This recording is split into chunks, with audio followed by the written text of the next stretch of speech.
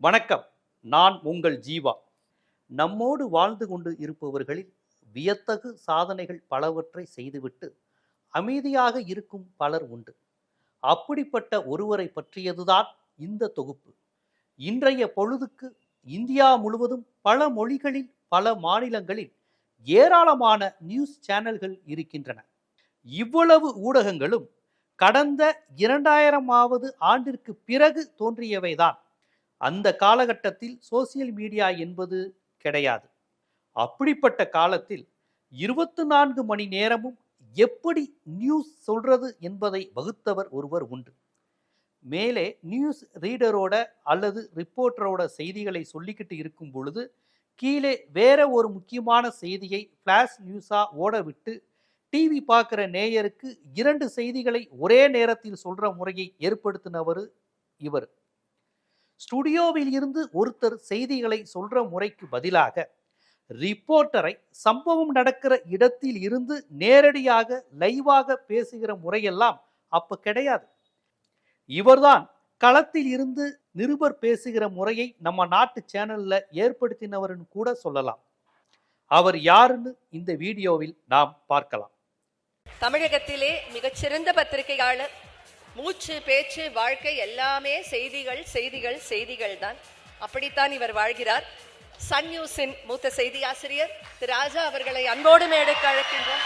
வாங்க ராஜா சார்.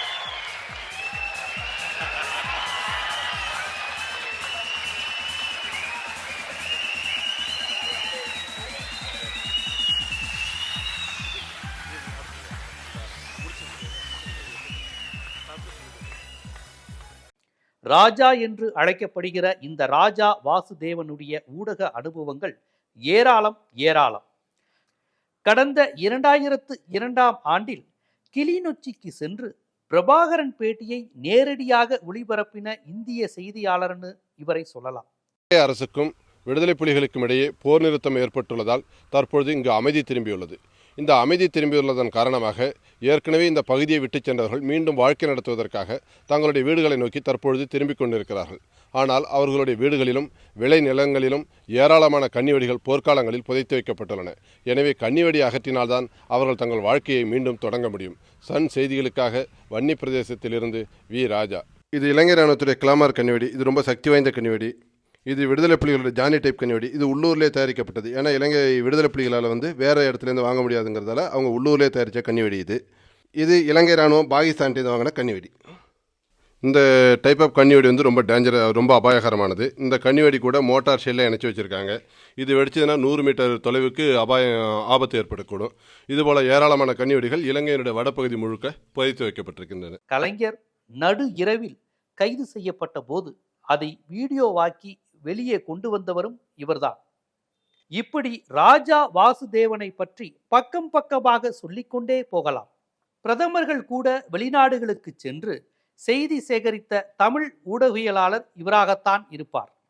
பிரதமர் திரு வாஜ்பாய் தமது நியூயார்க் பயணத்தை முடித்துக் கொண்டு அதிகாரப்பூர்வமான அமெரிக்க பயணத்தை புதனன்று வாஷிங்டனில் தொடங்க உள்ளார்.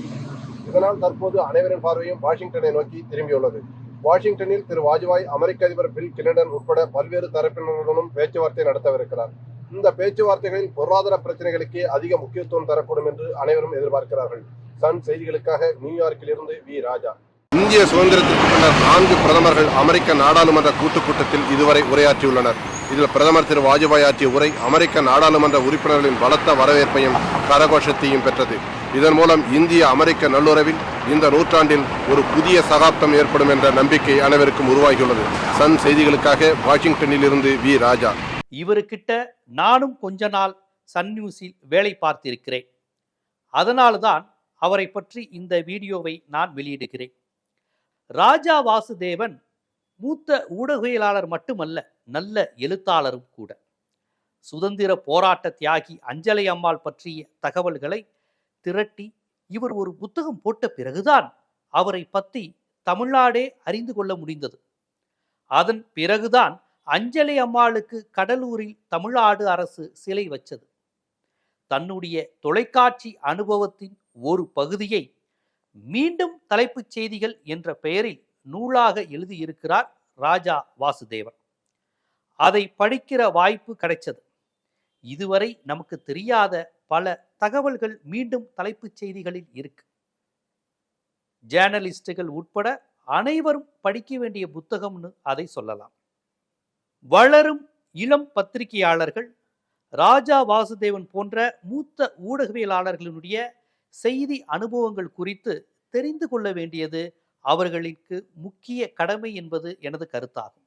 ஆகவே தான் ஒரு வளரும் அடுத்த தலைமுறை ஊடகத்துறையில் மென்மேலும் சிறந்து விளங்குவதற்கு இது போன்ற மூத்த ஊடகவியலாளர்களுடைய அனுபவங்களை கேட்டு தெரிந்து கொள்ள வேண்டிய அவசியம் இருக்கிறது. அந்த வகையில் அடுத்த தலைமுறைக்கும் இந்த செய்தி கடத்தப்பட வேண்டும் என்ற அடிப்படையிலேயே இவரை பற்றிய இந்த காணொளி.